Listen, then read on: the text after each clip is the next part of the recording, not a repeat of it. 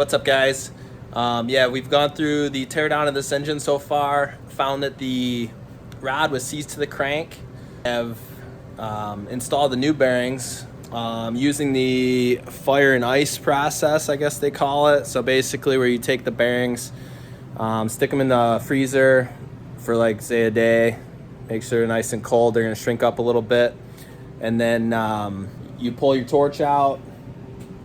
I'm just using just a propane style torch. You heat up the case, whatever bearing slot you're gonna use. Heat up that part of the case till it's hot enough to burn you, and then pull your bearings out and drop one in at a time. They'll slip right in there. We've had a few issues. I think I had 2 bearings out of the set that they didn't want to go through, through that process. So what I ended up doing, I just lube up the sides of the bearing with some sort of assembly grease, which I have here is ATP assembly lube. Is what I ended up using. That worked pretty good. Basically, you just set it in there, make sure it's nice and square. And I was using the original bearings that I had pulled out. I was using those on the bearing that I was putting in to really smack it into place. You can use a bunch of different style things. So yeah, but you want to find, so if you use a bearing that came out of the engine, basically you want to use the one that was the same one. The same one as the one that you're putting in the motor, so that it matches all the way around. That way you're hitting on this exterior part of the bearing. You don't want to be hitting on this interior portion. You'll end up screwing up the bearing at that point. So yeah, you want to be resting on this outer edge.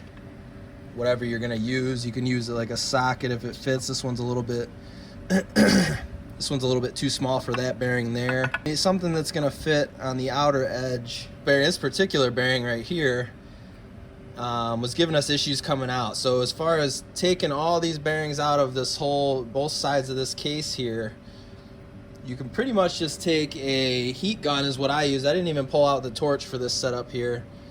I used a heat gun basically to heat the outer edge of the case right around the bearing. The case swelled up enough to where you could just lightly knock out the bearing. Most of these bearings from the back side can be hit out.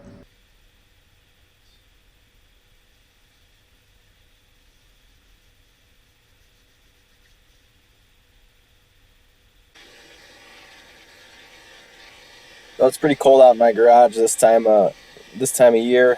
We were out there, and I don't know, it was probably about 45 degrees, so the case is pretty cold. As I heat it up, moisture starts condensing on the surface, so I would say I'd had to heat it up for about 30 to 40 seconds to get hot enough to what I thought was hot enough to expand the case. And it seemed to go pretty well, actually. I was kind of amazed at how easy a couple of these just popped right in there.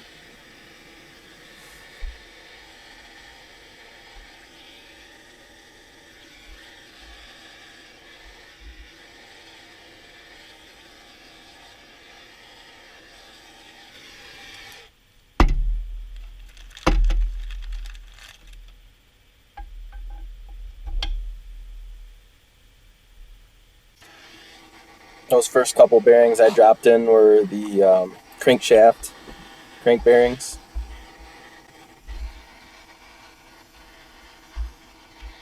In this area of the case, it looks like I'm heating it up quite a bit because I am. There's 2 bearings that are going to drop in pretty close to the same spot. So I wanted to heat it up to drop both bearings in at the same time.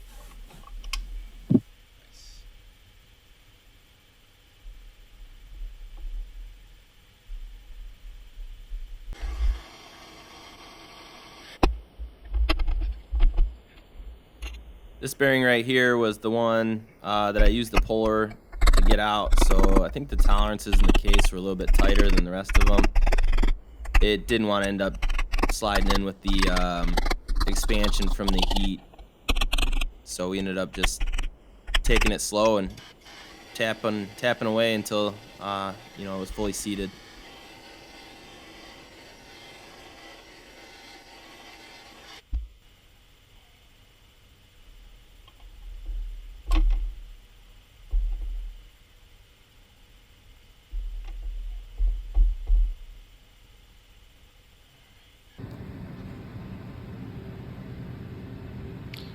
As far as the assembly process goes, when we start putting these bearing retainers back in here, all of these came out with like a red Loctite on every single one of them. So that's what we're gonna end up doing, going back into it. And then there's also,